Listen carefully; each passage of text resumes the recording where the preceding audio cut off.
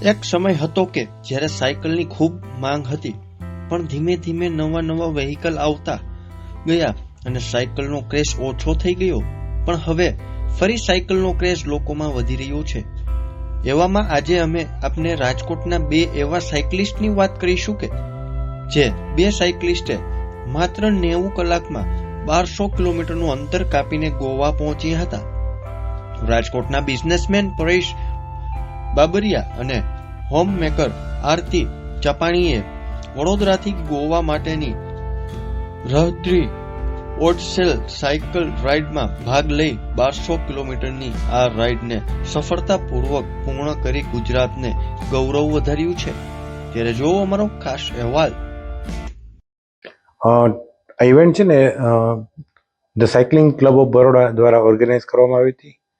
1200 કિલોમીટરની ઇવેન્ટ અને 10,000 મીટરનું એલિવેશન. એટલે આપણા ગુજરાતમાંથી ફર્સ્ટ ટાઈમ આ ટાઈપની ઇવેન્ટ ઓર્ગેનાઇઝ કરવામાં આવી હતી.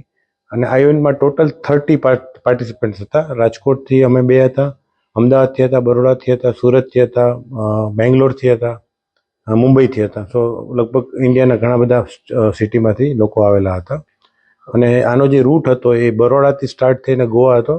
રૂટની અંદર વાત કરીએ તો બરોડાથી નવસારી, નવસારીથી સાપુતારા ઘાટ, સાપુતારાથી નાસિક, નાસિકથી થાણે, થાણેથી આપણો જે ખંડાલા લોનાવાલાનો ઘાટ છે, ત્યાંથી પૂના, પૂના બાયપાસ ઉપર સિંહગઢનો ઘાટ છે, સિંહગઢનો ઘાટ ક્રોસ કરી અને પૂના બેંગ્લોર હાઈવે, પૂના બેંગ્લોર હાઈવે ઉપર આગળ જઈ અને મહાડ કરીને એક જગ્યા છે, ત્યાં પણ ઘણું બધું રોલિંગ ટેરેન્સ કવર કરવાનું હોય છે. મહાડથી મહાબળેશ્વર જે 32 થી 35 કિલોમીટર લાંબો રૂટ છે, કમ્પ્લીટ ક્લાઇમ્બ ઘાટવાળો એરિયા છે અને 1700 મીટરનું એલિવેશન. મહાબળેશ્વર ક્રોસ કરીને ફરીથી પૂના બેંગ્લોર હાઈવે ઉપર અને ત્યાંથી સાતારા, સાતારાથી કોલ્હાપુર, નિપાણી, અને નિપાણીથી પછી ગોવા તરફનો હાઈવે અને ત્યાં અંબોલી ઘાટ આવે છે. અંબોલી ઘાટ ક્રોસ કરી અને તમે ગોવાની અંદર એન્ટર થાવ છો. અને ગોવામાં પણ ઘણા બધા ઇન્ટિરિયર રોડ્સ ઉપર નાના મોટા ક્લાઇમ્બ્સ કમ્પ્લીટ કરી અને આ ઇવેન્ટ છે એ ગોવાના દરિયા કિનારે કન્ક્લુડ થયેલી હતી. ઓકે, આ અમારી જે ઇવેન્ટ હતો એનો ટોટલ ટાઈમ 90 કલાકનો હતો અને અમે લોકોએ 89 અને 30 મિનિટ્સની અંદર કન્ક્લુડ કરેલી હતી. તો તમે કહી શકો કન્ટિન્યુઅસ 4 દિવસ અને 4 રાત સાયકલિંગ કરેલું હતું. અને આખી એન્ટાયર ઇવેન્ટની અંદર અમે 2 વખત બ્રેક લીધો સૂવા માટેનો, ખાસ કરીને. એમાં એક વખત ઇગતપુરી પાસે 1.5 કલાક અને મહાડમાં 2.5 કલાક, આ રીતે 2 વખત સૂવા માટેનો બ્રેક.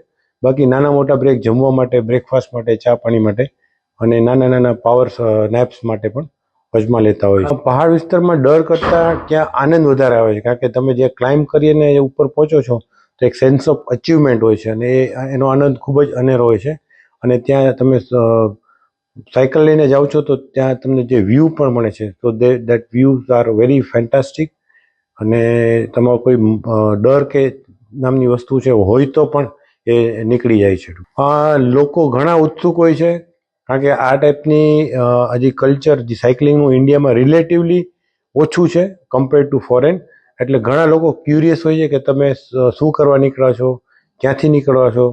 અને અમે સપોઝ કોલ્હાપુર પાસે પહોંચ્યા અને કોઈ પૂછે કે ક્યાંથી આવો છો, બરોડા, તો એ લોકોને ખૂબ જ કહેવાય ને આશ્ચર્ય થાય છે કે આટલા બધા ડિસ્ટન્સથી તમે રાઈડ કરીને આવો છો.